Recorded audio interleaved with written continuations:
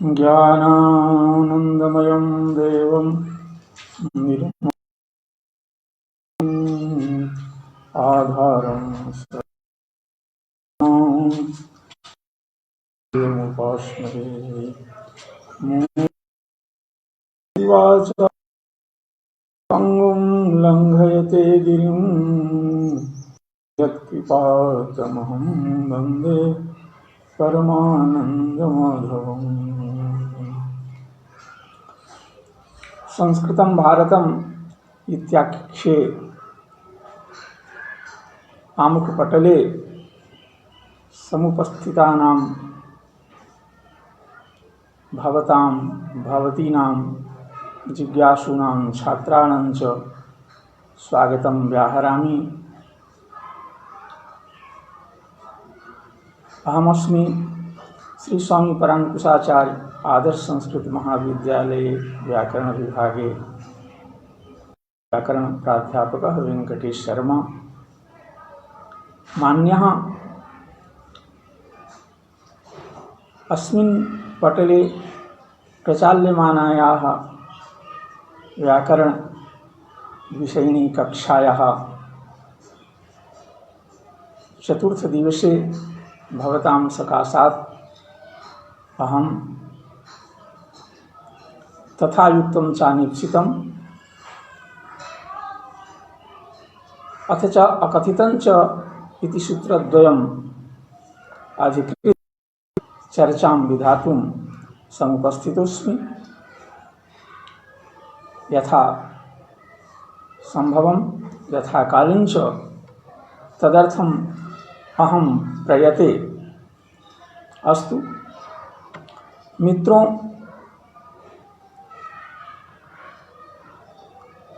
कर्म के दो भेदों की चर्चा मैंने इसी कक्षा में की थी, ईप्सित और अनीप्सित। ईप्सित कर्म की ईप्सित जो कर्म हैं उनकी लिए कर्म संज्ञा का विधान कर्तुरीप्सितमं कर्म इस सूत्र के द्वारा किया गया। तदनुसार ग्रामं गच्छन् तृणम् अस्पृशति में तृण रूपी जो कारक है, अथवा ओदनम भुंजानः विषम भुंक्ते में जो विष रूपी अनिप्सित कारक है, तो कर्तुरीप्सितम कर्म से संभव नहीं थी। अतः ऐसे कर्मों की कर्म संज्ञा विधान करने के लिए आचार्य पाणिनि ने तथा युक्तम चानिप्सितम इस सूत्र को अवतरित किया है, जिसको लक्ष्य कर हम आज चर्चा करने वाले हैं। तो ये तथा युक्तम चानिप्सितम यह सूत्र भी संज्ञा सूत्र है। इससे अनिप्सित कर्मों की कर्म संज्ञा की जाती है। इस सूत्र में तथा युक्तम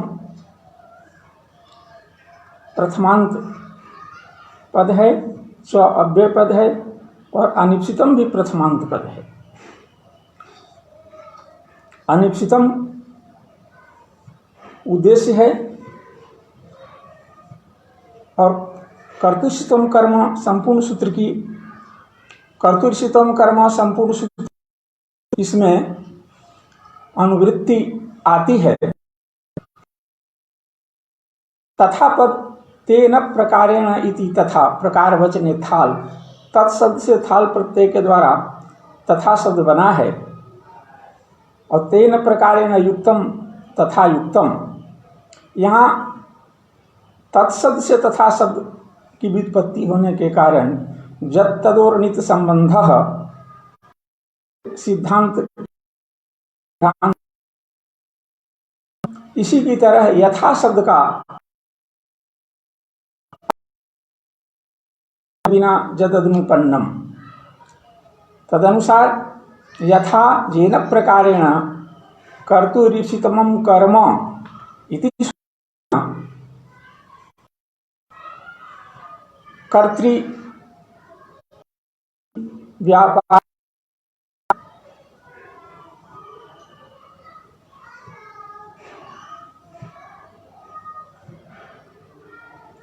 इप्समाणतम कर्म की कर्म संज्ञा होती है, उसी प्रकार से कर्तृवृत्ति व्यापार से प्रयोज्य फल से अनिप्सित कारक की भी कर्म संज्ञा होती है। सामान्यतया इस सूत्र का यह अर्थ है जिसे हम व्युत्पत्ति के माध्यम से प्राप्त करना चाहेंगे। तो यहाँ तथा शब्द सादृश्य वाचक है, अर्थात और तथा युक्तम तेन प्रकारेण इति, तथा युक्तम यानी क्रियाजन्य फलेन युक्तम, क्रिया से जन्य जो फल है, धात्वर से जो क्रिया, उससे जन्य जो फल है, उससे युक्त जो कारक है। इस तरह से सूत्र का अर्थ है कर्तृ कर्म से जब हम इप्सित तम का अनुवर्तन करेंगे, जिसका होना आवश्यक इसलिए भी था कि ये तथा शब्द सादृश्यवाचक है और सादृश्य प्रतियोगी सापेक्ष होता है। तो ये तथा सादृश्य का प्रतियोगी के रूप में कर्तृत्व कर्म से आया हुआ प्राप्त अनुवृत्त जो पद है इप्सितमम, उसके साथ उसका सादृश्य स्थापित किया जाएगा। अर्थात वो इप्सितमम कौन है? तो कर्ता निष्ठ व्यापार से प्रयोज्य फल से युक्त है इप्सितम, अत्यंत अभिलषित कारक। तो जैसे कर्तृवृत्ति व्यापार से प्रयोज्य फल से युक्त अत्यंत अभिलषित अत्यंत अभिष्ट कारक की कर्म संज्ञा होती है, तथा तेनैव प्रकारेण कर्तृवृत्ति व्यापार प्रयोज्य फल से युक्त अनिप्सित अनभिलषित कारक की भी, उदासीन कारक की भी कर्म संज्ञा होती है। यह सूत्र का अर्थ संपन्न होता है। तदनुसार इसका उदाहरण इसलिए ग्रामं गच्छन् तृणम अस्पृशति। अब यहाँ दो कर्म हैं, ग्रामम और तृणम। इस वाक्य में कर्ता का और क्रियापद भी दो हैं। एक कृदंतिया क्रिया है गच्छन् और दूसरी तिङन्तिया क्रिया है स्पृशति। तो तिङन्तिया क्रिया जो गच्छन् है वही प्रधान क्रिया है। क्यों? इस वाक्य का तात्पर्य है कि देवदत्त यज्ञदत्त कोई भी व्यक्ति अपना गांव जा रहा है और गांव जाना उसे अत्यंत अभिलषित है। यह उद्देश्य करके यह मन में ठान कर अपना पाद प्रक्षेपादि रूप व्यापार कर रहा है, जिससे गांव के साथ उसका संयोग हो जाए। तृण स्पर्श की थोड़ी भी भावना, इच्छा उसके मन में मन के किसी कोने में नहीं है। ऐसी स्थिति में चलते चलते मार्ग के पार्श्व में कहीं कोई तृणयुक्त स्थान मिलता है तो स्वाभाविक रूप से उसका हाथ उस तृण से अस्पृष्ट तृण का स्पर्श करता है। तो तृण स्पर्श उसकी इच्छा नहीं है, तृण स्पर्श उसे अत्यंत अनभिलषित है। तो जैसे मन्निष्ठ उत्तर देश संयोगानुकूल व्यापारजन्य व्यापार प्रयोज्य उत्तर देश संयोगाश्रय ग्राम भवतु, ऐसी अभिलाषा उसकी है और उसका विषय कौन है? ग्राम है। वैसी अभिलाषा स्पर्श संयोगानुकूल व्यापारजन्य जो फल है संयोग, उसका आश्रय तृण बने, ऐसी अभिलाषा उसके मन में मनागपि नहीं है। इसलिए वह सर्वथा अनिप्सित कारक है। तो जैसे गमन क्रिया के द्वारा कर्ता को गांव अत्यंत अभिलषित है, वैसे संयोग अनुकूल जो क्रिया है, स्पर्शक क्रिया, स्पर्शन क्रिया, उस क्रिया के द्वारा, क्रिया से जन्य जो फल है उस फल के द्वारा, उस क्रिया के द्वारा उसे तृण अभिलषित नहीं है, इसलिए तृण अनिप्सित कारक है।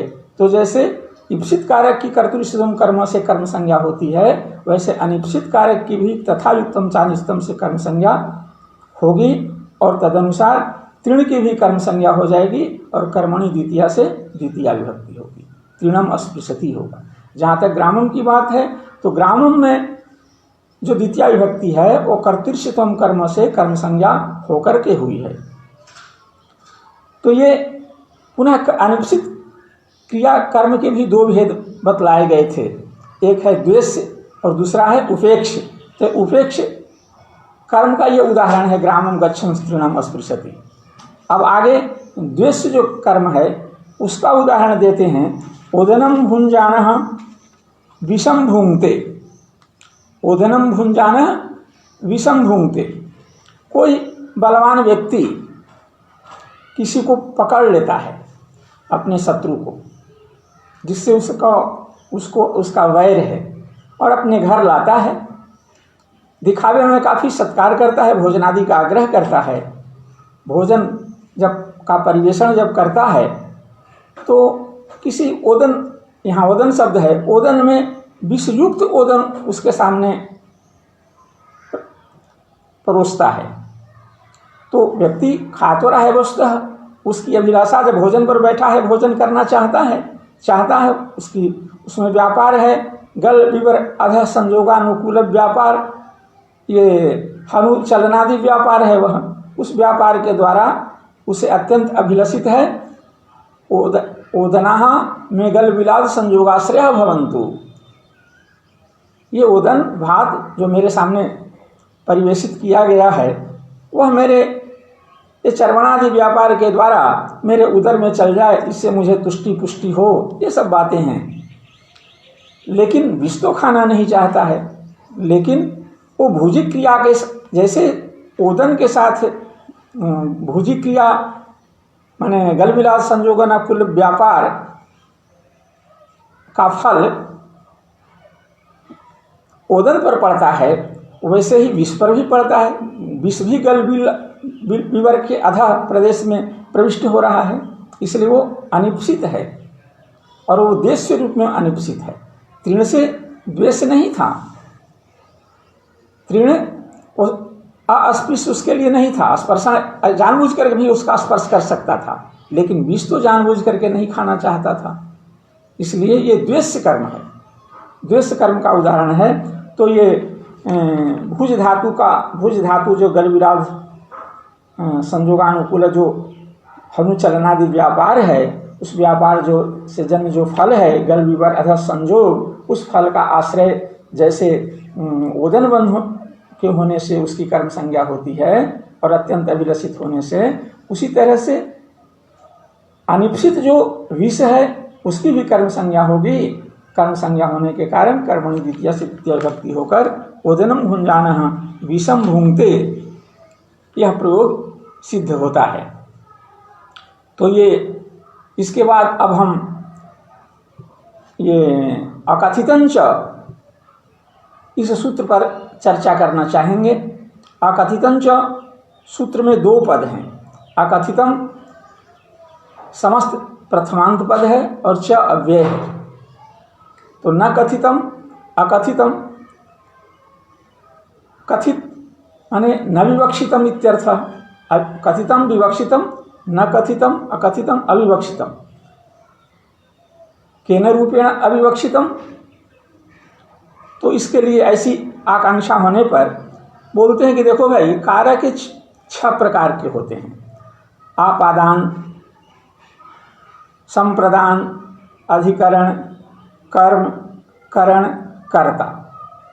कर्ता, कर्म, करण, संप्रदान, अपादान, अधिकरण, ये 6 प्रकार के कर्ता हैं। इन 6 प्रकार के कर्ता में ये आपादान, कर्ता, कर्म, करण, संप्रदान और अधिकरण, इन 5 में जिनकी तत्त सूत्रों से के अनुसार इनकी किसी की कर्ता संज्ञा, किसी की कर्म संज्ञा, किसी की करण संज्ञा, किसी की संप्रदान संज्ञा और किसी की अपादान संज्ञा होनी चाहिए, अपादान और अधिकरण संज्ञा होनी चाहिए थी। वस्तुतः अपादान आदि हैं तो उनमें अपादानत्वादि की हम अविवक्षा करेंगे, अपादान के रूप में उनका हम कहना नहीं चाहेंगे। विवक्षाधीनानि कारकाणि भवन्ति, इसी के आधार पर ये सिद्धांत बना है। तो ये अपादानादि के रूप में जब हम इनकी अविवक्षा करेंगे तो इनकी इस सूत्र से कर्म संज्ञा होती है, ये इस सूत्र का अर्थ है। अपादानादि ही विशेषै अविवक्षितम, कारके का इस सूत्र में अधिकार है। प्रथमान तत्व न विपरिणित होकर के इस सूत्र में आया कारकम, और कर्तृत्वम कर्म से कर्म पद का भी अधिकार आ रहा है। तो अपादानादि कारकों के रूप में अविवक्षित जो कारक हैं उनकी इस सूत्र से कर्म संज्ञा होती है।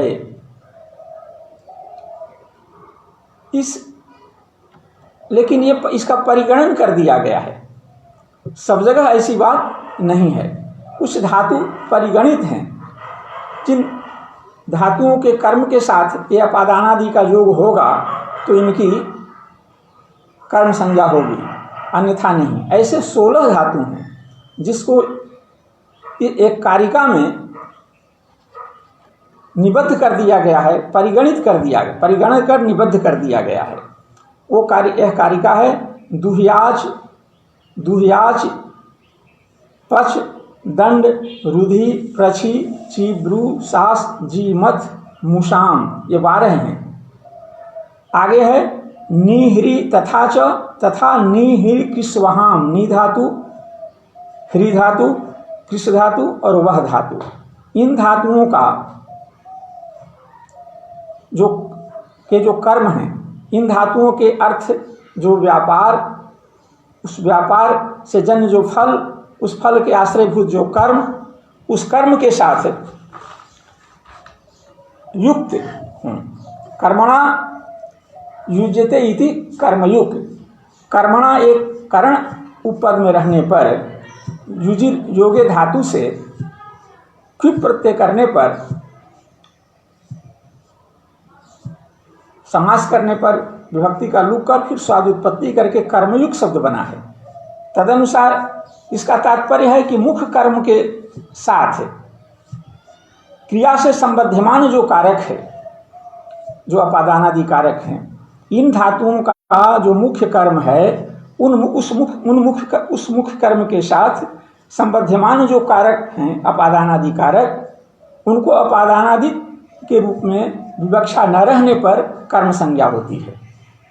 अर्थात मुख्य कर्मणा सह क्रिया संबध्यमानं कारकम एवं अपादानत्वादि रूपेण विशेषै अविवक्षितम सत् कर्म संज्ञकम भवति। अपादानादि के रूप विशेष रूप से जो विशेष कारक का स्वरूप है, कारक तो सामान्य धर्म है कारकत्व, लेकिन कर्तृत्व, कर्मत्व, करणत्व, संप्रदानत्व, अपादानत्व, अधिकरणत्व आदि जो धर्म हैं वो विशेष धर्म हैं। तो ये अपादानत्वादि, अपादानत्व, संप्रदानत्व, करणत्व, कर्मत्व, कर्मत्व, अधिकरणत्व, इन धर्मों से युक्त धर्म विशिष्ट रूप में यदि उनकी विवक्षा हम नहीं करते हैं और इन धातुओं के कर्म के साथ उनका योग है तो उसकी कर्म संज्ञा होती है। ये सूत्र का अर्थ है। और उसमें परिगणन किया गया है दुह धातु, दुहादि नाम द्वादशा नाम तथा निप्रभृति नाम चतुर्नाम कर्मणा यदि युज्यते। इन धातुओं का जो कर्म है, इन धातुओं का कर्म कैसे होगा भाई? तो इन धातुओं का अर्थ जो फल और व्यापार, दो अर्थों में जो व्यापार रूपी अर्थ है, उस व्यापार से प्रयुक्त जो फल है, उस फल के आश्रय रूप जो कर्म हैं, उन कर्मों के साथ योग रहने पर, उन कर्मों से यदि ये युक्त हैं तब इनकी, और अपादानादि के रूप में उनकी अविवक्षा हो, ऐसी परिस्थिति में उनकी कर्म संज्ञा होती है। ये सूत्र का अर्थ होता है। तो बोलते हैं दुहादि नाम द्वादशा नाम तथा निप्रवृत्ति नाम चतुर्णाम, ऐसे द्वादश और 4, निप्रवृत्ति 4, 16 हो गए।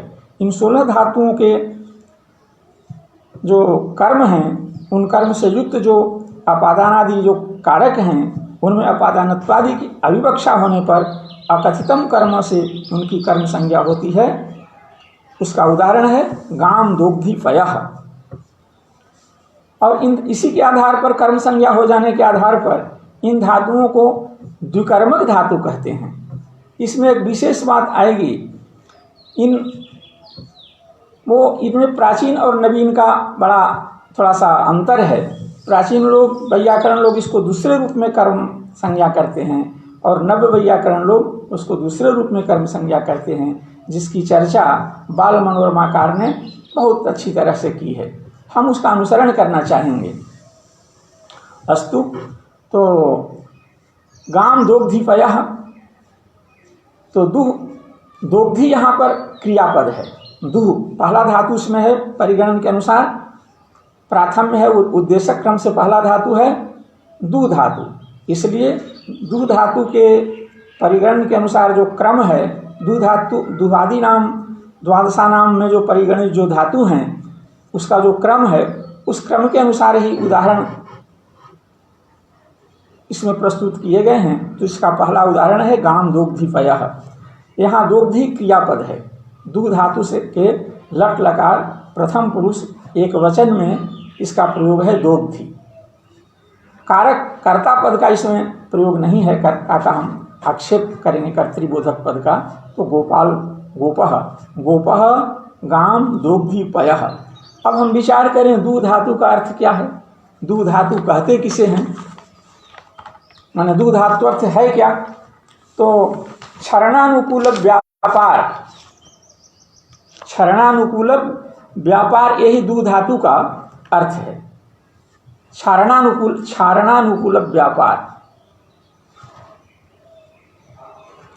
तो ये व्यापार वस्तुतः होता कहाँ है, व्यापार का कर्ता कौन, इसमें कर्ता देवदत्त गोप कैसे है, कर्म इसका मुख्य कर्म कौन है, और फिर जो अपादान आदि के रूप में अविवक्षित जो कारक है उसकी कैसे कर्म संज्ञा हुई है, इस बात पर हमें विचार करना है। तो ये क्षरणानुकूल व्यापार, जिसका अर्थ क्षारण कहेंगे, इसमें दो व्यापार है, एक क्षरण और एक क्षारण। क्षारण व्यापार जो है प्रयोजक व्यापार है। दूध क्या है, द्रव द्रव्य है। पय यानी दूध यानी पय द्रव द्रव्य है। वो क्षरण, उसका क्षरण होता है गोस्तन से, लेकिन उसमें स्वयं वो क्षरित नहीं होता है, उसमें किसी की प्रेरणा होती है। वह प्रेरक कौन होता है, गोप होता है। तो गोपनिष्ठ जो व्यापार है वह क्षारण रूप व्यापार है। उस व्यापार से जन्य जो फल है वह क्षरण रूप फल है। वो क्षरण किस में होता है, दूध में होता है। तो क्षरण रूप जो फल है, दूध धातु पर क्षरण रूप जो फल है, धातु के दो अर्थ है, उस क्षरण रूप व्यापार का आश्रय दूध है, इसलिए उसकी कर्म संज्ञा हो गई। और साथ साथ क्षारण क्रिया का कर्ता जो गोप है उसको अत्यंत अभिलषित भी है, इसलिए उसकी तथा कर्तृत्व कर्म से कर्म संज्ञा हो गई। कर्मणि द्वितीया से उसमें द्वितीया विभक्ति हो गई। तो यहाँ मुख्य कर्म हुआ पय। अब रह गई बात ये गाय की, गो की। तो देखिए ये द्रव द्रव्य जो है इसका क्षरण होता है। क्षरण का कोई अवधि होती है। कहाँ से क्षरण होता है, उसकी अवधि कौन है, तो गो है। गो से दुग्ध का क्षरण माने विश्लेष हो रहा है। तो विश्लेष दोनों में होगा। एक तो विश्लेष होगा किसमें, दुग्ध में। दूध गाय से अलग हो रहा है और गाय में भी विभाग हो रहा है। दूध से उसका भी विभाग हो रहा है, उसमें भी क्षरण हो रहा है। वह भी विभाग, वह भी अवधि है उसकी। तो ये शरणानुकूल व्यापार का आश्रय, व्यापार का अधिकरण गोप होने से वह करता है, ठीक ना। और उसमें प्रथमा विभक्ति हो गई, गोपः पयः दोग्धी। अब गाय है तो गाय में गाय का विश्लेष हो रहा है, किससे विश्लेष हो रहा है?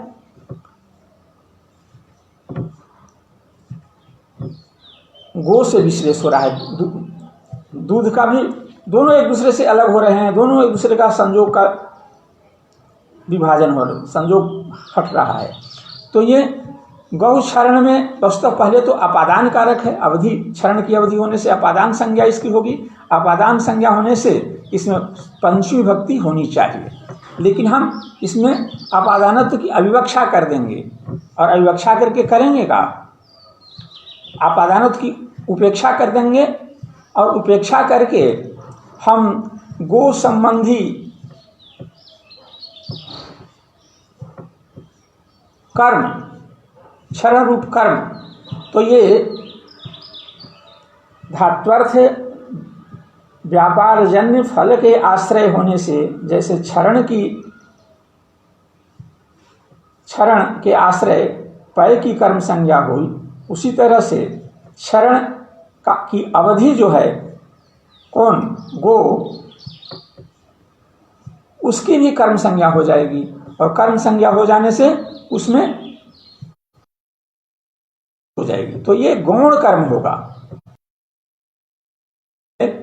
यहाँ गो संबंधी पय कर्मक दोहन इसका अर्थ होगा।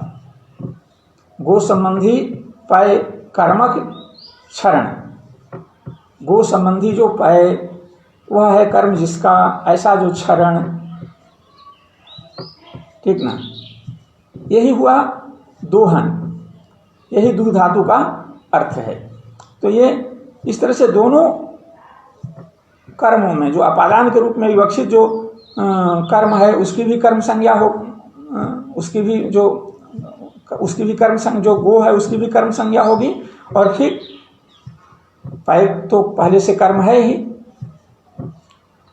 तो ये क्षरणात्मक व्यापार प्रयोज्य क्षरणात्मक जो फल है उसका आश्रय होने से पय की कर्म संज्ञा, और गौ जो है क्षरण में अपादान कारक है, उसमें अपादानत्व की उपेक्षा कर देंगे, अविवक्षा कर देंगे, और संबंध के रूप में, पय के संबंधी के रूप में उसको स्वीकार करेंगे, ठीक ना। तो ऐसी परिस्थिति में उसकी कर्म संज्ञा हो जाएगी, और कर्म की विवक्षा हो जाने से उसमें द्वितीय विभक्ति हो जाएगी कर्म संज्ञा होने से। तो इसका अर्थ होगा गो संबंधी यत् पयः तत्क्षारयति, दोग्धी मने गो संबंधी जो दूध उसका क्षारण करता है। कौन क्षारण करता है? गोप क्षारण करता है। गोपः गाम पयः दोग्धी। अगला उदाहरण है बलिम याचते वसुधाम। बलिम वसुधाम याचते, कह याचते? वामनः बलिम वसुधाम याचते। ये याचते क्या है? याच धातु है, मांगना अर्थ में। मांगना क्या है? मांगना कहते किसे हैं? कब हम मांगना शब्द का व्यवहार करेंगे? तो ये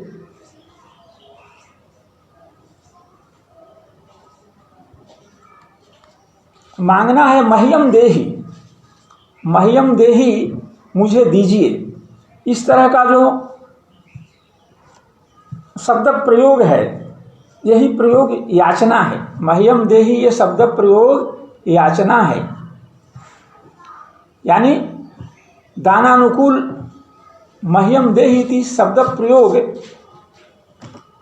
मह्यम देहि ऐसी याचना करेगा तो कोई व्यक्ति क्या करेगा? दान देगा। वामन बलि से बोलते हैं 3 पग भूमि मुझे दो, मह्यम देहि, तो वो दान करेगा। तो दान फल हुआ, और तदनुकूल व्यापार मह्यम देहि ये शब्द प्रयोग हुआ। तो शब्द प्रयोग दान जो है, शब्द प्रयोग करता है कौन? वामन करते हैं। तो वामन दानानुकूल मह्यम देहि, ये जो व्यापार है, शब्द प्रयोग रूप व्यापार है, उस व्यापार के अधिकरण होने के कारण वो तो करता है, और व्यापार से जन्य जो फल है दान, वो दान का आश्रय होने से, दान का विषय होने से, वस्तु होने से वसुधा जो है वो क्या है? कर्म है। उसकी कर्म संज्ञा हो जाएगी किससे? कर्तुर्षितवम कर्म से। लेकिन बलि वस्तुतः क्या है? ये दान करने वाले हैं। दान करने से होगा क्या कि भूमि पर जो इनका स्वत्व था, भूमि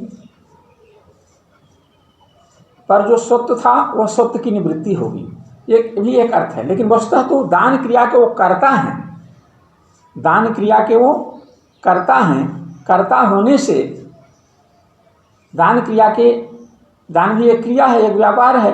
उस व्यापार से जन्य जो फल है, वो फल क्या है? स्वस्वत्व निवृत्ति पूर्वकम परसत्व स्थापनम। तो पृथ्वी पर उनका स्वत्व था, उस स्वत्व की निवृत्ति कर लेते हैं, अपने से हटा लेते हैं, वापस कर लेते हैं, और उस स्वत्व का स्थापन किस में करते हैं? वामन में करते हैं। उस पर किसका स्वत्व स्थापित करते हैं? वामन में करते हैं। तो ये क्रिया करने वाले कौन हैं? बलि है। इसलिए बलि कर्ता कारक है। तो यहाँ पर लेकिन कर्तृत्व न रूपेण उनकी हम विवक्षा न करेंगे। अभी तो दान क्रिया याचना मह्यम देहि, यह जो याचना है, यह जो प्रार्थना है रूपी जो व्यापार है, उस व्यापार से जन्य जो फल है, उस फल का आश्रय मान करके हम उसकी कर्म संज्ञा कर देंगे। ये नवीनों का मत है। दान रूपी जो फल है, याच धात्वर्थ मह्यम देहि इति याचनानुरूप जो मह्यम देहि इति शब्द प्रयोग रूप जो प्रार्थना है या व्यापार है, उस व्यापार से जन्य जो फल है वह दान है। वह दान का आश्रय, चूंकि स्वसत्व निवृत्ति, दान में पदार्थ कितना बड़ा है? स्वसत्व निवृत्ति पूर्वकम परसत्व स्थापनम। तो परसत्व स्थापन,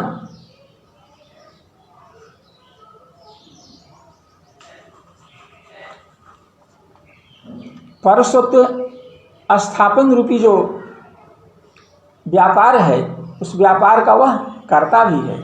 इसलिए उसमें कर्तृत्व की अविवक्षा करके हम उसकी कर्म संज्ञा कर देते हैं इससे, और कर्मणि द्वितीया से द्वितीया विभक्ति हो जाती है। तो बलिम वसुधाम याचते, बलि कर्तृकम वसुधा कर्मकम दानम प्रार्थयते, यह इसका अर्थ हुआ। बलि जिसका कर्ता है और वसुधा जिसका कर्म है, ऐसी दान की प्रार्थना करता है कौन? वामनः। ये शुद्ध इसका अर्थ हुआ। आगे है अविनीतम विनयम याचते। अविनीतम विनयम याचते। अविनीत उदंड, वह बलवान है और किसी अपने से कमजोर शत्रु को या किसी को प्रताड़ित करता है, उसके साथ जैसा व्यवहार करना जिस योग्य वह व्यक्ति है तदनुकूल उसके साथ व्यवहार नहीं करता है। क्यों? कैसा व्यवहार नहीं करेगा? नहीं भी करेगा उपयुक्त व्यवहार तो उसको कोई क्या कर लेगा, वो इसके मन में भाव होने से उसमें अविनम्रता आ गई है। लेकिन अगला आदमी जो है वो उससे विनय की याचना करता है कि नहीं तुम विनयी बनो, विनय की याचना करता है। ऐसा व्यवहार तुम्हें लोगों के साथ नहीं करना चाहिए। विनय जो है, यहाँ जो याचन जो है अभ्युपगम प्रार्थना याचेर अर्थ। अभ्युपगम माने स्वीकार करना, मानना। तुम दूसरे को भी समादर दो, मानो कि हाँ मेरी ही तरह कोई दूसरा, जैसे मैं किसी से सम्मान की अपेक्षा रखता हूँ वैसे दूसरे को भी सम्मान मिलना चाहिए, ऐसा तुम स्वीकार करो। ऐसा वह उससे निवेदन करता है, याचना करता है। तो अभ्युपगम प्रार्थना जो यास धातु का अर्थ है, इस अर्थ में क्या है? वो प्रार्थना वो शब्द प्रयोग रूप व्यापार है। उस व्यापार से फल जो कौन है? अभ्युपगम। वो किस में होगा? अविनीत में होगा। अविनीतम वो विनय में होगा, इसलिए विनय की तो कर्म संज्ञा होगी। लेकिन जो अविनीत है उससे वह प्रार्थना करता है, वह इसकी उससे यह अपेक्षा रखता है कि वह मुझे विनय पूर्वक हमारे साथ व्यवहार करे। तो वह अभ्युपगम जो है वो तदनुसार यहाँ भाव है कि कोई बलवान व्यक्ति है किंतु अविनीत है, वह अपने से दुर्बल को प्रताड़ित करता है और दुर्बल उसको उद्देश्य करके ऐसे वाक्य के प्रयोग में प्रवृत्त होता है जिससे उसको कष्ट पहुंचता है। लेकिन जो अगला व्यक्ति है उससे विनय की याचना करता है कि नहीं तुम ऐसा मत करो, तो वो अभ्युपगम यानी विनय को स्वीकार करना उस रूपी जो है उसको उसका वह आधार कौन होगा? अविनीत होगा। अविनीत के होने से वह भी करता है और उसमें कर्तृत्व की, क्योंकि विनयी कौन होगा? विनय अभ्युपगम प्रार्थना रूपी जो अर्थ है, यास धातु का अर्थ है, जिसका कर्म विनय है, उस कर्म को करने वाला, विनय को करने वाला कौन होगा? अविनीत होगा। इसलिए अविनीत उसका कर्ता है और कर्ता की अविवक्षा कर देने के कारण उसकी कर्म संज्ञा हो जाती है। कर्मणि द्वितीया से उसमें द्वितीया विभक्ति हो जाती है अकथितंच से। आगे है तंडुलान ओदनम पचति। तंडुलान ओदनम पचति, यहाँ दो कर्म हैं, दो जगह द्वितीया विभक्ति है। एक प्रधान कर्म है, एक गौण कर्म है। धातु क्या है? पचति, जिसका अर्थ है विक्लित अनुकूल व्यापार। तो विक्लिति व्यापार है, अधिश्रयणादि व्यापार। उस व्यापार से जन्य जो फल है विक्लिति, मृदुत्व, विषदत्व आदि, जिस जो विक्लिति का आधार कौन है? ओदन है। तो ओदन में की कर्म संज्ञा होगी। जो इस व्यापार को करने वाला व्यक्ति है, देवदत्त यज्ञदत्त कोई भी, देवदत्तः तंडुलान ओदनम पचति, तो देवदत्त में होने वाला जो व्यापार है अधिश्रयणादि व्यापार, उस व्यापार से देवदत्त, उस व्यापार से जन्य जो फल है उस फल के आश्रय के रूप में अभिप्रेत कौन है? ओदन अभिप्रेत है विषय। इसलिए ओदन की कर्म संज्ञा कर्तुर्षितम कर्म से हो जाएगी। अब रह गई बात तंडुलों, तंडुल है, तंडुल की कर्म संज्ञा करने के लिए यहाँ अकथितंच सूत्र प्रवृत्त हुआ है पची धातु के उदाहरण के रूप में। तो यहाँ स्थिति क्या है कि तंडुल जो में जो विकृति है, वो विकृति तंडुल रूपी जो प्रकृति है जिसमें प्रस्वेदनादि होकर उसमें मृदुत्व हो जाता है, विषदत्व को प्राप्त कर लेता है। वो गर्म उबलता हुआ पानी में डाला जाता है, उसमें खोलता है पानी, धीरे धीरे पानी का उसमें प्रवेश होता है, पका हुआ पानी का। वो तंडुल के में के जो परमाणु हैं, छोटे छोटे अंश हैं, सबको पका करके उसको कोमल बना देता है और फिर बाद में थोड़ा उसकी आकृति भी बढ़ जाती है। तो ये सब कर्म किसमें, ये सब किसमें हो रहा है? तंडुल में हो रहा है। सारी क्रियाएं तंडुल में हो रही हैं। तो ये तंडुल विकृति रूपी जो क्रिया है, इस क्रिया का तंडुल जो है वो समवायी कारण है। तो समवायी कारण का जनक है,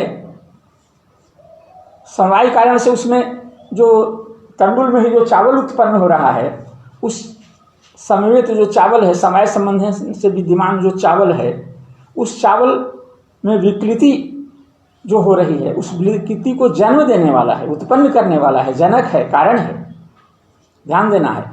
ये तंडुल है, ओदन है। ओदन में जो व्यापार है, मृदुत्व विषदत्व आदि जो हुआ, देवदत्त में जो व्यापार हुआ, जो क्रिया हुई, उस क्रिया से जन्य जो फल है, उस फल का आश्रय होने से ओदन की तो कर्म संज्ञा होगी। लेकिन ओदन बना कहाँ, उसका कारण कौन है? ओदन, चावल ही ओदन के रूप में परिवर्तित हुआ, चावल में ही उत्पन्न हुआ ओदन, समवायी समवेत रूप से। चावल उसका समवायी कारण है। समवायी कारण होने से ये जो विकृति रूप जो फल है, मृदुत्व विषदत्व, इसको उत्पन्न करने वाला चावल भी है। जैसे अपनी क्रिया के द्वारा मृदुत्व विषदत्व रूपी विकृतियों को उत्पन्न करने वाला देवदत्त यज्ञ तत्तादि करता है, उसी तरह से उसमें विकृति को अपने में समवाय संबंध से विद्यमान जो ओदन है, उस ओदन का वह समवायी कारण है। उस समवायी कारण के रूप में वह अपने में उत्पन्न होने वाला जो ओदन है, उसमें जो विक्लेदन हुआ है, उसको भी वह उत्पन्न कर रहा है। उत्पन्न करने से वह कारण करता है विकृति का। तो विकृति का कर्ता होने से वह कर्ता कारक है, विकृति का आश्रय कर्ता कारक है। कर्ता कारक होने से उसमें प्रथमा विभक्ति होगी, लेकिन हम कर्तृत्वेन रूपेण उसकी उपेक्षा कर देते हैं, उसकी विवक्षा कर देते हैं। परिणाम स्वरूप उसकी कथितन च से कर्म संज्ञा हो जाती है और कर्मणि द्वितीया से द्वितीया विभक्ति होती है, और द्वितीया विभक्ति होकर तंडुलान ओदनम पचती। जैसे तंडुलों में समय संबंध से जो ओदन उत्पन्न हो रहा है, उसमें ओदन में जो विकृति रूप जो परिणाम है, उसको उत्पन्न कर रहा है। कौन कर रहा है? तंडुल कर रहा है। ऐसा व्यवहार है, ऐसा इसका अर्थ है ना। यानी शिथिला तंडुल समवायी, तंडुल भी जो समवायी कारण, उसमें संवेद संबंध से विद्यमान जो ओदन उस ओदन में होने वाली जो विकृति, उस विकृति का निवर्तन करता है। ये तंडुलान ओदनम पचती का यह अर्थ है, ठीक ना। ये है नव्य वैयाकरणों के अनुसार। प्राचीन वैयाकरण लोग इससे थोड़ा अलग हैं। उनका कहना है कि तंडुलों में जो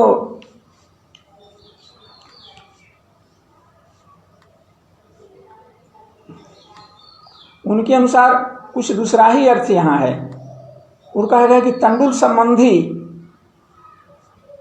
ओदन जनिका विकृतिम निवर्तयति, ये प्राचीनों का मत है। तंडुल संबंधी माने ओदन में और तंडुल में वो संबंध की कल्पना करते हैं। संबंध माने इन दोनों में संबंध है। कैसा संबंध है? तो अवयवावयवी भाव संबंध है। बात दोनों बराबर है, लेकिन थोड़ा कहने का अंतर है। वो अवयवावयवी संबंध है, तंडुल संबंधी ओदन है। और उस ओदन की जनिका जो ओदन में होने वाली जो विकृति है, उस विकृति का निवर्तन करता है। ये तंडुलान ओदनम पचती का अर्थ प्राचीनों के अनुसार होता है। आगे दंड धातु का उदाहरण देते हैं। इसमें दूह याच दंड, दूह याच पच के बाद चौथा धातु है जिसका परिगणन हुआ है, वो दंड धातु है, जिसका उदाहरण गर्गान शतम दंडयति है। शतम दंडयति, तो यहाँ भी गर्गान से गर्ग गोत्र जिनका गोत्र गर्ग है, ऐसे लोगों के लिए यहाँ पर गर्गा के लिए गर्गान शब्द का प्रयोग हुआ है। जिनका गोत्र गर्ग है, यानी गर्ग गोत्रीय, गर्ग माने गर्ग गोत्रीय, इनसे क्या करता है? 100 रुपये दंड का विधान किया जाता है। इस अभिप्राय से गर्गाम शतम दंडयति ऐसा उदाहरण दिया गया है। तो यहाँ दंड धातु का अर्थ है ग्रहणानुकूल व्यापार, और ग्रहण का अर्थ क्या है? ग्रहणानुकूल व्यापार, ये दंड धातु का अर्थ है। और धात्वर्थ गत जो ग्रहण शब्द है, उस ग्रहण शब्द का अर्थ है स्व परस्वत निवृत्ति पूर्वक स्वीकरणम। जो परकीय द्रव्य है, दूसरे का स्वामित्व जिस द्रव्य पर है, वह द्रव्य दूसरे का द्रव्य है, उसको परकीय द्रव्य कहेंगे, दूसरे का द्रव्य है। उस द्रव्य का उस पर से उसके सत्व को हटाकर और स्वीकार कर लेना, ये क्या है? ये दंड है, ये ग्रहण शब्द है, ये इसका नाम है ग्रहण। आदान, आदान यानी ग्रहण।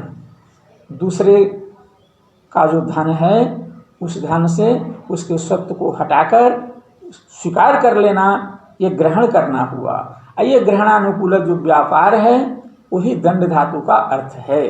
तो व्यापार का करता तो कोई और है, कोई बलवान उदंड व्यक्ति, वह गर्वों से 100 रुपया इस रूप में स्वीकार करता है, जिस पर गर्वों का सत्व है, जिस धन पर, जिस शतात्मक जो मुद्रा है या स्वर्ण राशि है, उस पर जो गर्वों का सत्व है, उस सत्व को हटा दिया और हटा कर उसे स्वीकार कर लिया। ये इतना बड़ा दंड धातु का अर्थ है।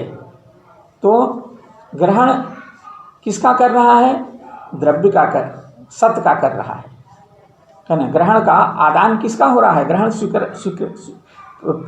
परस्वत निवृत्ति पूर्वकम स्वीकरणम, ये जो है ग्रहण तदनुकूल जो व्यापार है, जिसमें वह तो करता है कोई भी हो, लेकिन व्यापार से जन्य जो फल है ग्रहण, उस फल का आश्रय कौन है? सत। तो सत की कर्तृत्व कर्म से कर्म संज्ञा होगी।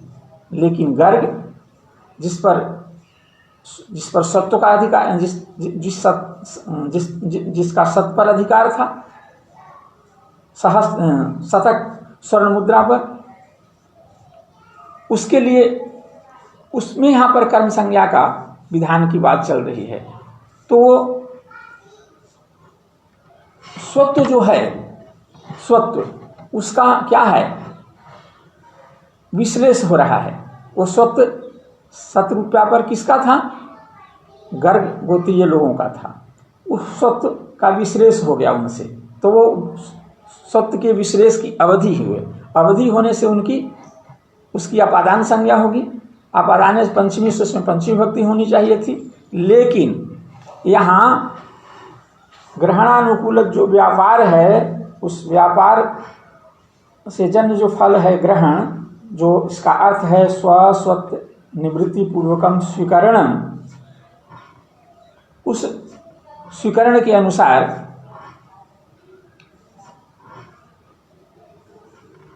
इनकी अपादान संज्ञा, स्वत की निवृत्ति होने से इनकी अपादान संज्ञा होती है, लेकिन अपादान की विवक्षा होने से इसमें क्या करें? कर्म संज्ञा करेंगे और कर्मणि द्वितीया से द्वितीया विभक्ति हो जाएगी। तो ये बहुत हैं, तो इसलिए द्वितीया के बहुवचन में गर्गान शब्द ला करके उसमें स्वादिकाल करके गर्गान शतम दंडयति यह बना। अगला 5वां उदाहरण है ब्रजम अवरुणद्धिगाम। ब्रजम गाम अवरुणद्धि।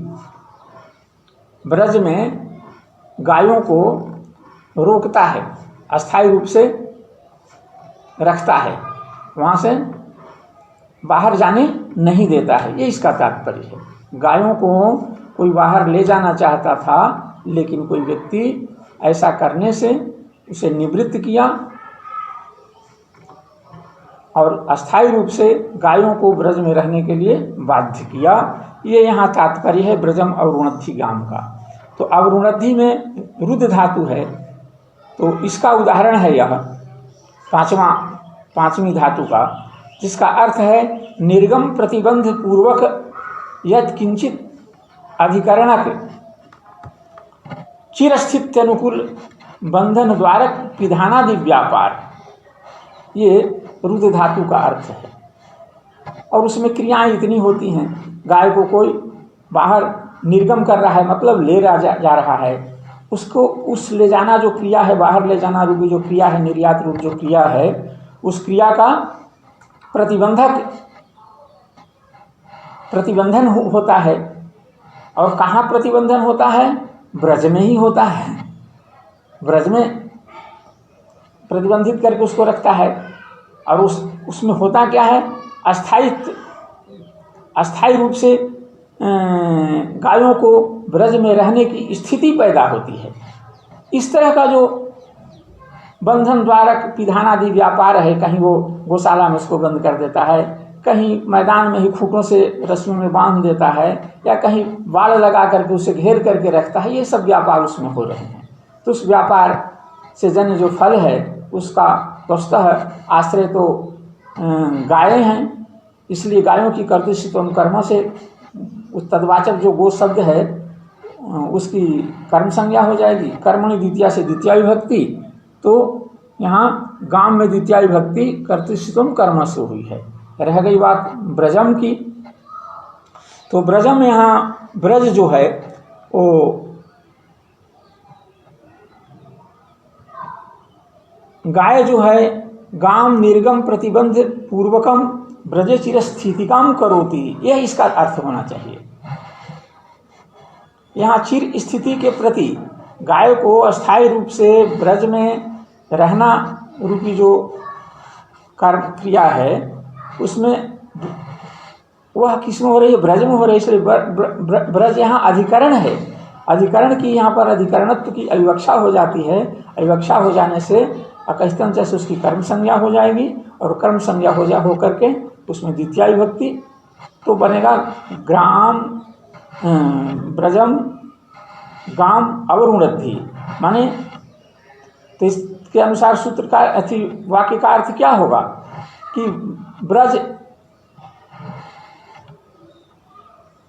ब्रज संबंधी जो गो कर्मक चिर स्थित अनुकूल व्यापार, उस व्यापार को करता है। गो गाय है, गाय संबंधी जो गो कर्मक चिर स्थित अनुकूल व्यापार, किस तरह गो कर्मक किससे गो संबंधित है? तो ब्रज से संबंधित है। तो यहाँ पर संबंध सामान्य की उद्भावना करके और अधिकरणत्व की उपेक्षा करके हो जाने से इसकी कर्म संज्ञा हो जाएगी, और कर्मणि द्वितीया से द्वितीय विभक्ति। तो ये प्रधान कर्म हुआ गाम, और अप्रधान कर्म है ब्रज। तो अप्रधान कर्म में यहाँ पर द्वितीया विभक्ति हुई है। माणवकम पंथानम पृच्छति। अब ये माणवक जो ये वेदाध्यायी जो उपवीत बालक हैं उनका माणवक कहते हैं। और कोई मार्ग पूछता है तो जिज्ञासा विषय अर्थ ज्ञानानुकूल व्यापार को प्रश्न धातु का अर्थ है। जिज्ञासा विषयक अर्थ ज्ञानानुकूल, जिज्ञासा विषयक जो अर्थ जिज्ञासार्थ विषयक जो ज्ञान तदनुकूल ज्ञान रूप फल, उसके व्यापार को हम प्रश्न कहते हैं, पूछना कहते हैं, है ना। वो क्या है? केन पंथा गंतव्यम, मार्ग पूछता है किस मार्ग से जाएं भाई। तो केन पंथा गंतव्यम, ये गंतव्य मार्ग विषयक जो जिज्ञासा है, उस जिज्ञासानुकूल जो व्यापार है, केन पंथा गंतव्यम शब्द प्रयोग व्यापार, उस व्यापार से जन्य जो फल है वो मार्ग ज्ञान है ना। उस फल का आश्रय कौन है? मार्ग है। इसलिए मार्ग की कर्तृत्व कर्म से कर्म संज्ञा होगी। रह गई बात माणवक से पूछता है। माणवक क्या है था यहाँ पहले, अब क्या हो गया, यह जानना मुख्य रूप से यहाँ विषय है। तो यहाँ ज्ञान जो मार्ग विषयक जो ज्ञान है, जिज्ञासितव्य जो मार्ग है, तद विषयक जो ज्ञान है, तद अनुकूल व्यापार है। केन पथा गंतव्यम, किस मार्ग से हमें जाना चाहिए फला जगह। तो ये जिज्ञासा विषय जो अर्थ ज्ञान का आश्रय जो फल है, अर्थ ज्ञान किसके पास है? ये कौन मार्ग बताएगा? अर्थ ज्ञान कौन कराएगा? अर्थ ज्ञान कराएगा माणवक, ठीक ना। तो ये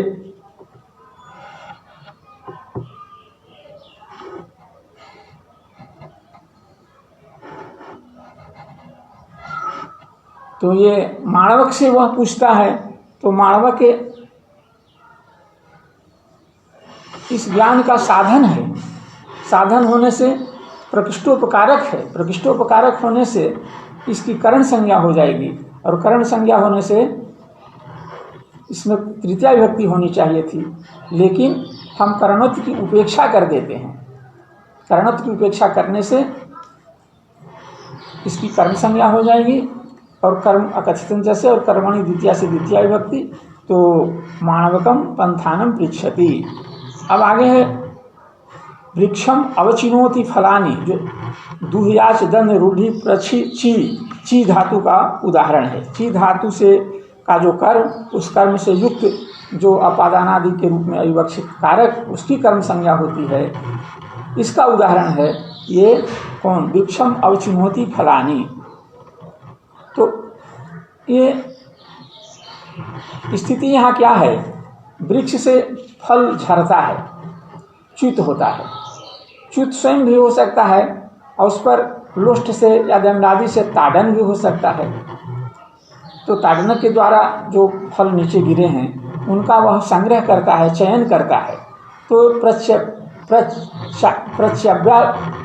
प्रत्यव्यादान, तो इसमें दो काम होता है। चयन में क्या होता है, जो झरे हुए फल हैं उनके आदान के अनुकूल व्यापार होता है। फल पहले से नीचे गिरे हुए हैं वृक्ष के नीचे, और उनका आदान ग्रहण करता है कोई व्यक्ति, चयन करने वाला, देवदत्त जगदत्त आदि।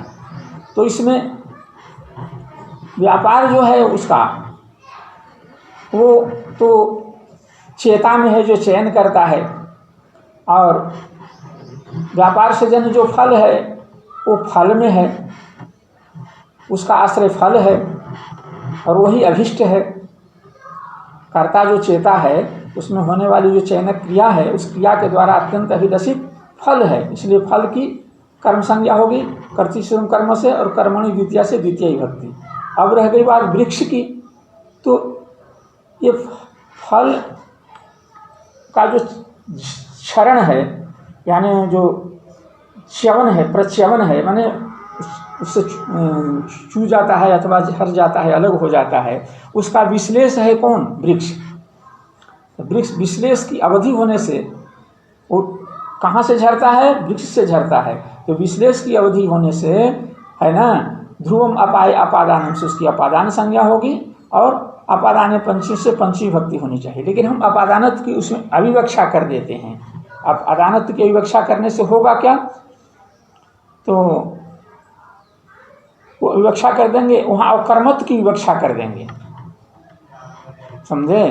तो अब कर्म संज्ञा हो जाएगी, कर्मणि द्वितीया से उसमें द्वितीया विभक्ति हो जाएगी। तो वृक्षम फलानि अवचिनोति। आगे हुआ समय पूरा हो गया है, और ये इस सूत्र के सारे उदाहरण अभी नहीं हो सके, आगे किसी और की कक्षा हो सकती है। इसलिए मैं अपनी वाणी को अपने टूटे फूटे शब्दों से इस विषय पर चर्चा करते हुए यहीं विराम देता हूँ। आगे की कक्षा में शेष पर चर्चा होगी। नमस्कार।